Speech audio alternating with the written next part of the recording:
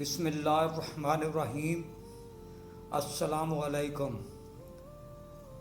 مسواک کرنے والے انسان کو نہ تو کبھی گیس ہوتی ہے اور نہ اس کے دانت خراب ہوتے ہیں اور نہ ہی کبھی معدہ خراب ہونے کا خطرہ رہتا ہے۔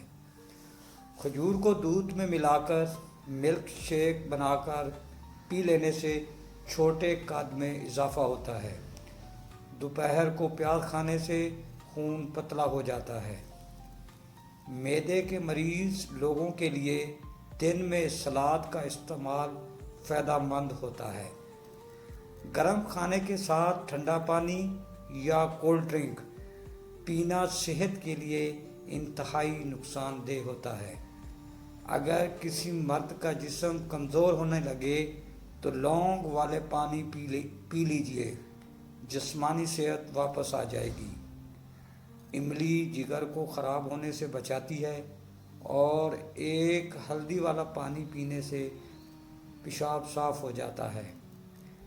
چینی کو پیس کر رکھیں تو رات کے وقت صابن میں ڈال کر لگائیں، چہرے کی جھریاں ختم ہو جائیں گی اور چہرے پر چمک آ جائے گی۔ کھٹی چیزیں بدن کو دبلا کرتی ہیں اور یہ پٹھوں کے لیے نقصان دہ ثابت ہوتی ہیں۔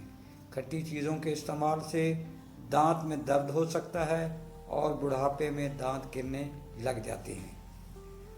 اجوائن روزانہ کھاؤ، ہمیشہ جوان رہو گے۔ اجوائن میں جسمانی خوبصورتی کا راز چھپا ہوتا ہے۔ کھانے کے بعد مسواک کرنے سے بد ہضمی کا مسئلہ نہیں ہوتا اور دانت کالے نہیں ہوتے۔